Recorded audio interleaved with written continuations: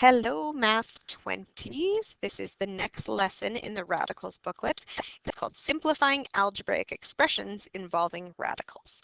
So it's just going to be continuing on kind of the same path, and we'll get to equations tomorrow. So we'll see some really similar things today, but the only thing that we're going to bring in is some restrictions. So kind of in the first lesson, we had something similar to this that said the square root of -9. And if you try to punch that into your calculator, it is actually not possible. And again, that's because you can't take the square root of a negative number. Sorry if this makes weird tapping noises. I'm recording on my headset and writing on my smartboard. It might sound funny. I apologize. So can't take the square root.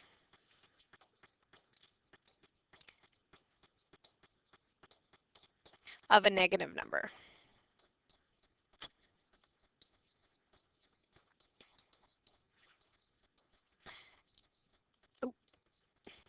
And so again, no number multiplied by itself will give a negative number. So that square root -9, we can't have an answer of -3 because -3 times -3 is actually equal to +9.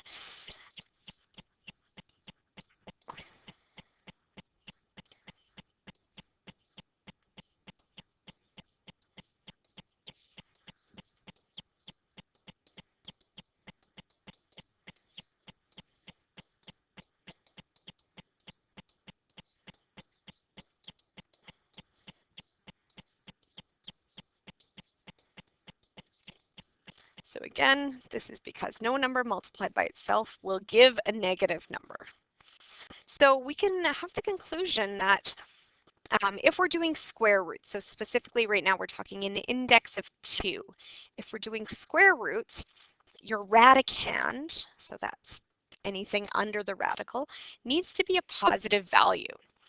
So if we were looking at, so right here, the square root of x minus 3, there are actually some restrictions on the variable because again, we know that that radicand can't be negative. So if we say, again, the radicand can't be a negative number, so we would say x minus 3 needs to be greater than or even equal to 0. So you can do the square root of 0. That one doesn't stress out your calculator too much. So if you try to punch square root of 0 in your calculator, it just says 0. That doesn't stress out your calculator like if you try to put the square root of a negative number. So you can take the square root of 0. It's just 0, but you can't have a negative number. So what we're going to say is we have a little expression here that x minus 3 needs to be greater than 0. Otherwise, we will have a negative radicand. So we can actually, kind of like any other algebraic equation, we can rearrange to solve for x, kind of treating that greater than or equal to just as an equal sign. So what we can do is if we subtract, if we add 3 to both sides, what you do to one side of the equation, you have to do to the other side of the equation. What we would actually have is x needs to be greater than or equal to 3. So there are restrictions on our variable. So if we had, so again, our restrictions are x needs to be greater than or equal to 3. So if x was equal to 4, because that's greater than or equal to 3, well, 4 minus 3 is 1. So the square root of 1, yeah, we can do that. If we had something that was like outside of our restrictions, if we had x equals 2, now what I would have is the square root of 2 minus 3. So 2 subtract 3 is -1. But this is not possible, right? You can't take the square root of a negative number. So the next line there, it says, therefore the radicand has restrictions. The entire radicand must be a positive value, or the radicand must be a real number greater than 0. Every time I start recording stuff, I start to panic that it's not actually recording, so I just have to look. Yeah, we're good. Okay. So the fancy way, the fancy math way to say this is if we are talking about the square root of a, so our radicand is whatever a is, whether it's a monomial or a binomial or a trinomial, then a needs to be greater than 0, and a is an element of the real number system. So this is kind of putting the restrictions on our variables and restrictions on our radicand. And again, all that it is the entire radicand needs to be greater than or equal to 0. Next one. So just a couple more simplifications. So we've done lots of simplifications that involve numbers, just numbers with radicals, so like converting an entire radical to a mixed radical. But I don't think we've seen really anything up to this point that has a variable in it. So the same rules apply if you have an a or an x or anything for multiplying and dividing or for adding and subtracting in terms of variables. But sometimes people just start to get stressed out when there's no longer numbers. These are ones that you can't check in your calculator as easily. So previously I've said punch it in your calculator, your starting equation or starting expression and your final one, and they should be the same decimal approximation. You can't do that with a variable, so you just need to have a really solid understanding of the rules. So a couple of simplifications that we're going to look at with variables. So the first one we have is the square root of a squared. So what we saw previously is if we had something like the square root of 2 squared, well, the square root of 2 squared is the square root of 4, which is equal to 2. So if you have anything with squared and square root, we know that we're going to end up with just that value. So the square root of a squared is just equal to a. So if you're taking the square root of anything that is squared, it's just going to be equal to whatever it started as. So the next one, I'll kind of break it down in a little bit more, but this is something that you probably can recognize already. So I could write a to the power of 4 as, the square root of a to the power of 4 as the square root of a squared times the square root of a squared. Now we just did the square root of a squared over here, so we know the square root of a squared is equal to a. We know the square root of a squared is equal to a, so a times a is equal to a squared. So the square root of a to the power of 4 is equal to a squared. And so I'm going to break this next one down into kind of 3 portions of a radical again, just to represent it all. So I might do the number first. So the square root of 4 times the square root of x squared times the square root of x squared. So the square root of 4 we know, 4 is a perfect square, 2 times 2. Square root of x squared, it's kind of just like what we had over here. Square root of x squared is equal to x, so 2 times x times x. So x times x is x to the power of 2. So your answer for that one is 2x squared. So hopefully you see that the rules that we learned previously in the last, whatever it was, 4 lessons, 5 lessons, are still applying and are still important. So 125, I'm going to write that as the product of its prime factors, just to refresh it. So 125 is 5 times 5 times 5. And x cubed, I'm going to split it into 2 here. X cubed is x times x times x. So I've broken down that as the product of its prime factors. Again, when we're doing square root stuff, we're looking for pairs of factors. So I see that I have a pair of 5s. I have a pair of x's. So basically what I have here is 5 squared and x squared, which we know how to do. If we're doing the square root of 5 squared or the square root of x squared, it's just going to be equal to 5 or x respectively. I'll keep breaking it down because, 5 squared times square root of 5 and the square root of x squared times the square root of x. So we know the square root of 5 squared, it's equal to 5, so 5 root 5 and x root x. This is kind of a silly way to write it all out. So we'll want to combine our coefficients. So you would multiply your coefficients and multiply your radicands. So it'll be 5x multiplied by the square root of 5x.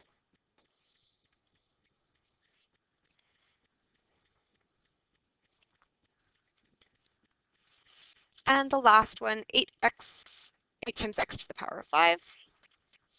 So again, writing 8 as a product of its prime factors, 2 times 2 times 2, and I don't think I can fit it all. 1, 2, 3, 4, 5. It's a little tight in there. So again, looking for pairs of factors. So I can see that I'm going to pull out a 2, I'm going to pull out an x, and I'm going to pull out another x. So I'm pulling out a factor, or sorry, I'm taking the square root of 2 squared, the square root of x squared, and the square root of x squared again. So I'll have 2x squared out as my coefficient, and what I'll have left over is 2x. So the same rules apply for solving algebraic or kind of simplifying algebraic expressions related to radicals. So that same kind of rule applies.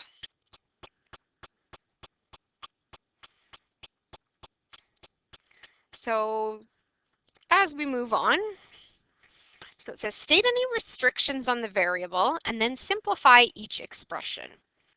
So when we're talking about restrictions, it's what we had up top. That, remember, if you're doing square root, we can't have a negative radicand. So if we're doing square root, we know we can't have that negative radicand.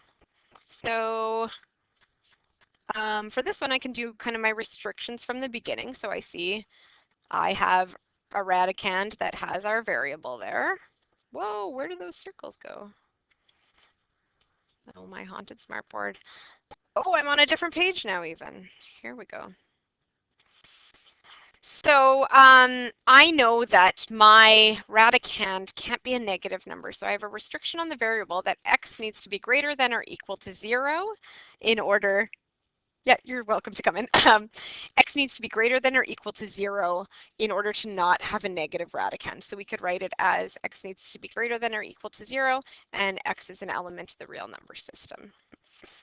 And now we think back to our rules from adding radicals. So if we have the same index and the same radicand, we can just combine the coefficients. So remember, there's a coefficient of 1 here if there is nothing. So 1 root x plus 5 root x is equal to 6 root x. That looks pretty good. For B here, let's start out with the simplification, and then I'll talk to you about the restrictions on the variable, because this one's a little bit tricky. So that simplification. So again, we want to try to write it as a more appropriate mixed radical.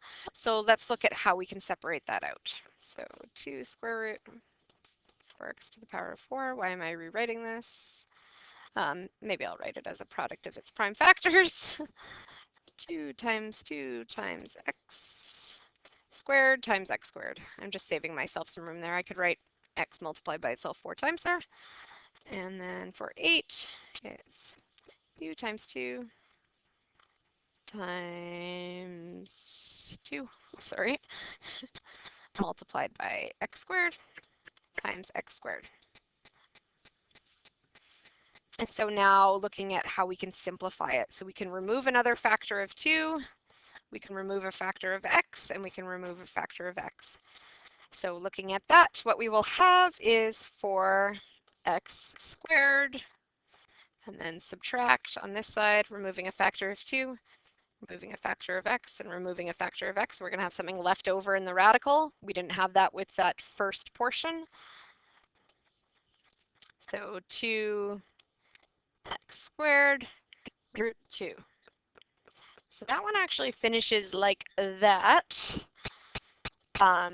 when it's simplified. I know that doesn't look that much more simple, but getting rid of that first radical and then having it as simplified as possible actually is more simplified.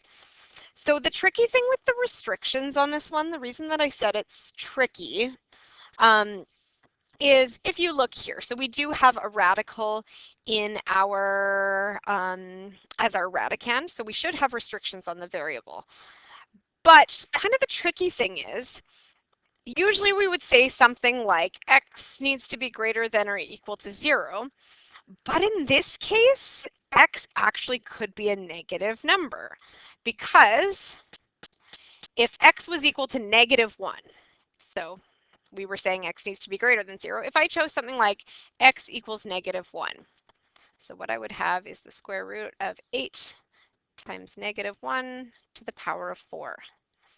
If you take negative 1 in your calculator, you better put brackets around it. Put negative 1 to the power of 4 in your calculator. So that's negative 1 times negative 1 times negative 1 times negative 1. You're actually going to get positive 1 because any number multiplied by itself, like an even number of times, will give you a positive value. So this one, so again, that would give you a radicand equal to a positive number.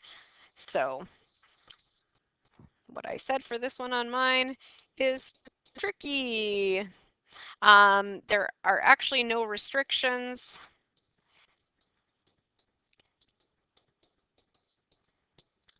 on x due to the even exponent.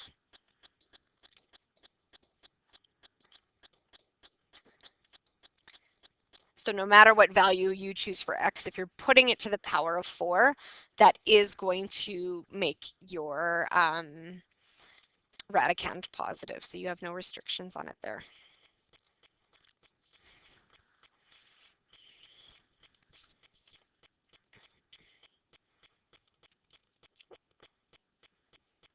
So state any restrictions on the variable and then simplify each expression. Same idea as above.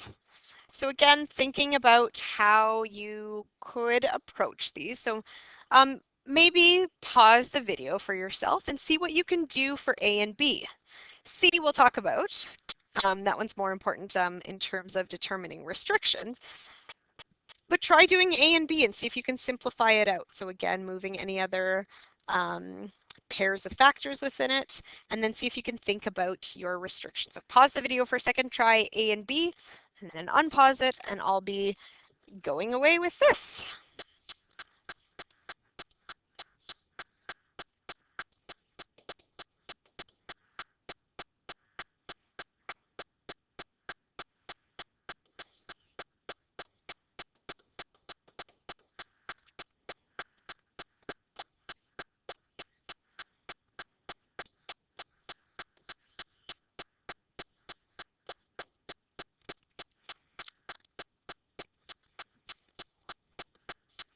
Okay, so for A there, so I wrote 18 as a product of its prime factors, 2 times 3 times 3, and I just expanded x cubed as x times x times x. I can remove a factor of 3 and a factor of x. Oops, I see I missed something. Hopefully you were yelling at me from a distance, but it would be 12x out front because we need to multiply it by that 4 that's already there. And so 4 times 3x would be 12x, and what remains as our radical, or our radicand, would be 2x. For our restrictions on the variable, again, we will have restrictions here. I don't have an even exponent within there, so my restrictions on the variable need to be x needs to be greater than or equal to 0. Otherwise, it would make that radicand a negative number, and we can't take the square root of a negative number. So you would say like x needs to be greater than 0 and x is an element of the real number system. So on to B. Again, we already have a coefficient out front, but it's not simplified the way it should be. 7y squared multiplied by, so 8 as a product of its prime factors is 2 times 2 times 2, and y to the power of 5, 2, 3, 4, 5, dot, dot, dot. So looking at pairs of factors, so I'm going to be pulling out a 2, a y, and another y. So what I will actually have, so negative 7y squared multiplied by 2y squared is going to get me negative 14y squared. Because again, a 2, a y, and a y. And what remains as my radicand will be 2y. I feel like I haven't been boxing things.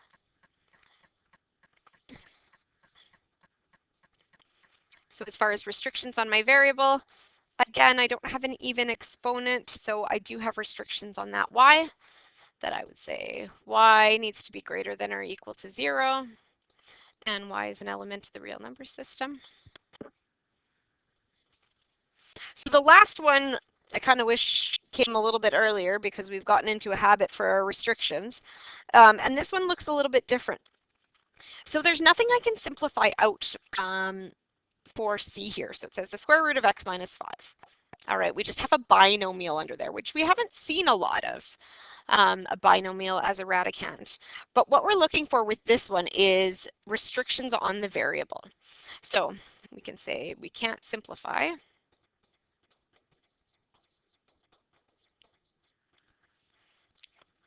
So we can't simplify it anymore. But our restrictions on the variable, what I wanted to talk about, it's a little bit similar to what's up at the top, is we know that our radicand, again, our radicand is everything under that root symbol, our radicand cannot be negative. So x minus 5 can't be negative. So what we would say is x minus 5 needs to be greater than or equal to 0. So x minus 5 needs to be greater than or equal to 0, because if it is not greater than or equal to 0, it will be a negative value. So now what I could do is I could add 5 to both sides. So what I do to one side of the equation, I need to do to the other. So now I can say x needs to be greater than or equal to positive 5, or just 5 if you feel so inclined. Oh. So x needs to be greater than or equal to 5 in order to keep that radicand as a positive number. So just as an example, if we said something outside these restrictions. So we said x needs to be greater than 5, so I'm going to choose something that's less than 5. I'll say if x equals 3. So simplifying into that original equation of square root of x minus 5, 3 minus 5, 3 subtract 5 is negative 2, which you can't have. I'm writing in the very corner. That's not super good. So you can't take the square root of a negative number. That is not good.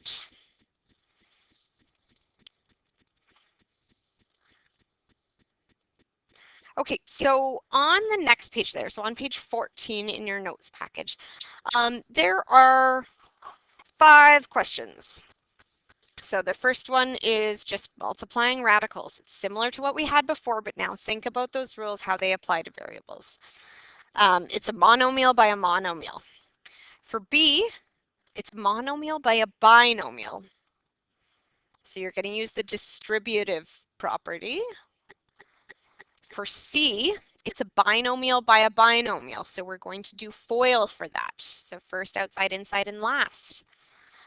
For D, now we're dividing, so you do our coefficient divided by coefficient and radicand divided by radicand. And think about our exponents rules are important for that one.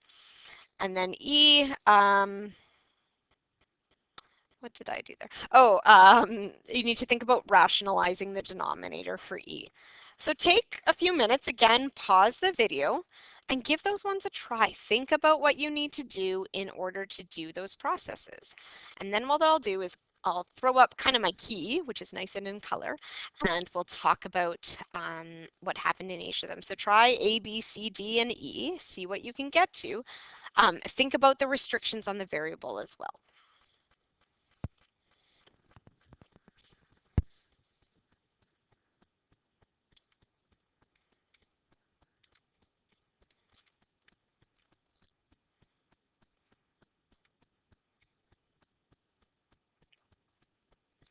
So hopefully you've given them a shot. I'm just going to throw my key up for some of these. So maybe I'll go even bigger because then I can scroll slower. So for this first one, so it was 5 times the square root of 6x squared multiplied by negative 2x times the square root of x.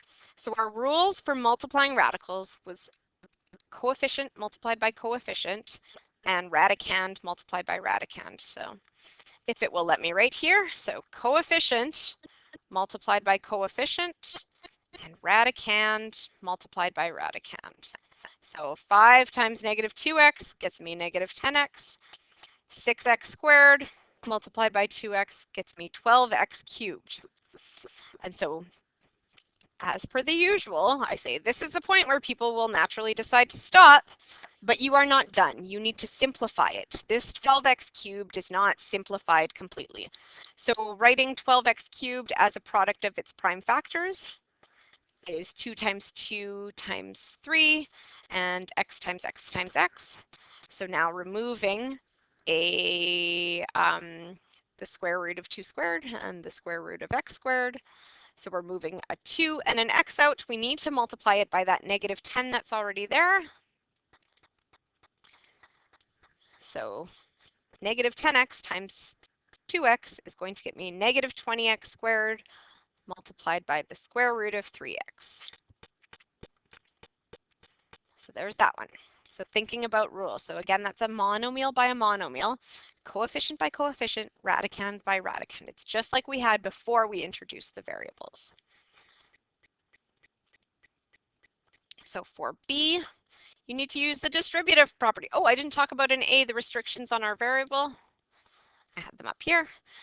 So for this first portion, we don't actually have a restriction here because again, that even number coefficient wouldn't have a restriction, but we do in this portion that if x was equal to 0, 2 times 0 is 0, which is fine. But if x was any negative number, that would make our radicand negative there, and you can't take the square root of a negative number. So those are our restrictions on our variable. Same restrictions on this one, but now thinking about the distributive property. So again, this is a monomial, that's what's out front. This is a monomial. This is a binomial, again separated by subtraction here, so that's a binomial. So we need to multiply that monomial by every term in the binomial, and that same multiplication rule applies. So for this first one, it's again coefficient by coefficient and radicand by radicand. And then in the second one, it's coefficient. Oh, this is not a radical, the second one. It'll just be coefficient by coefficient. And you have no radical for the second part. So you'll just have the radical of square root x. So that will get us, so again, it's negative 3 times 2 is negative 6. And x times 2 is 2x, so 6 root 2x. And then be very careful with these negative symbols. You see, I've kind of written in a specific way just to keep it clear in my mind, because I did subtract, and then I did my 3x times negative 3 is negative 9x times the square root of x. So this gets me negative 6 root 2x plus 9x root x. A bit of a heckin' time, but again, we've done these before, right? When we had numbers, it was a-okay. So let's not start to panic and worry now that there are variables in there. For C, we need to FOIL. We need to do first term by first term, outside term by outside term, inside term by inside term, and last term by last term. So we're going to get kind of 4 parts from that and then combining any like terms. So when I do my FOIL, oh, I've gone a little bit too big now. I kind of wrote it out just to show specifically what I mean by FOIL. So my first term by my first term is 2 root x multiplied by 5. My O part is outside term, so 2 root x times negative 3 root x. My inside term, so positive 3 times positive 5. And my last term is 3 multiplied by negative 3 root x. And so now I could actually do each of those multiplications. So 2 root x times 5 is going to be 10 root x. 2 root x times negative 3 root x is going to be negative 6 root x squared. 3 times 5 is 15. And 3 times negative 3 is negative 9. And then we'll have that root x. And now looking if we have any like terms, I have a like term of this root x. So we can combine the coefficients as long as we have the same index and radicand, which we do there.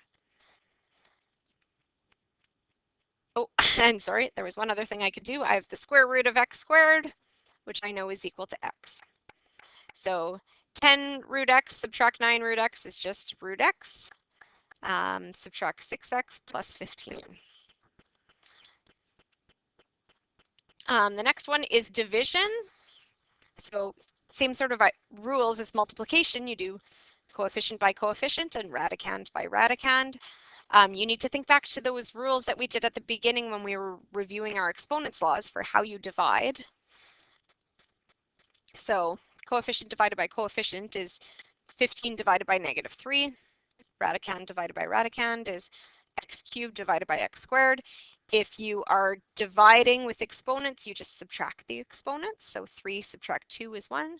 So it's equal to -5 root x. I don't know why I didn't give that one a pink box. It deserved it. Oh, and the thing that's different with this, with our restrictions on our variable. So we do have x to the power of 3 here, so an odd exponent, so we would have a restriction on the variable that we want to prevent that radicand from being a negative number. But you'll notice that I actually wrote x needs to be greater than 0, not greater than or equal to 0, which I've done up to that point, because x actually can't be equal to 0, because if x was equal to 0, that would make this denominator equal to 0. And your calculator doesn't like trying to divide by 0 too, just like it doesn't like doing the square root of a negative number. It doesn't like trying to divide by 0. So our restrictions on that actually are x needs to be greater than 0, not just greater than or equal to 0. This last one is a little bit tricky. I started out by recognizing that I can remove a factor of 2 in all of these points. So I can remove a factor of 2 from all of those. And so that just, I started with, oh, I went this way. So I divided 6 by 2 and got 3. I divided 2 by 2 and got 1. And I divided 2 by 2 and got 1 here. Sorry, what I mean by 1 is right here and right here. And then I rationalize the denominator. So remember that rationalizing the denominator, you are multiplying by that radical that's in the denominator just to get rid of a radical in the denominator. So you multiply by that radical over itself, which is the same as multiplying by 1. And then I did some further, oh, I guess I can scroll over a little bit. So once I rationalize the denominator, again, you need to multiply this by every term in the numerator. So I needed to multiply square root of x by 3 square root 5, as well as the square root of 24x cubed. So that's how I ended up with this step. And finally, just that simplification of that, so that square root of 24x to the power of 4. If I went through, it looks like I kind of skipped the work of it, but I could write 24 as a product of its prime factors and then remove a factor of 2x squared in total. And on the bottom, we have the square root of x squared, which is just equal to x. So that's what this rationalizing the denominator actually cleaned up. So now you have some textbook questions to be working on. I'm flipping back, so remember in the timeline at the beginning, you should be looking at some textbook questions on page 212 are the ones that you should be looking at. All right, take care.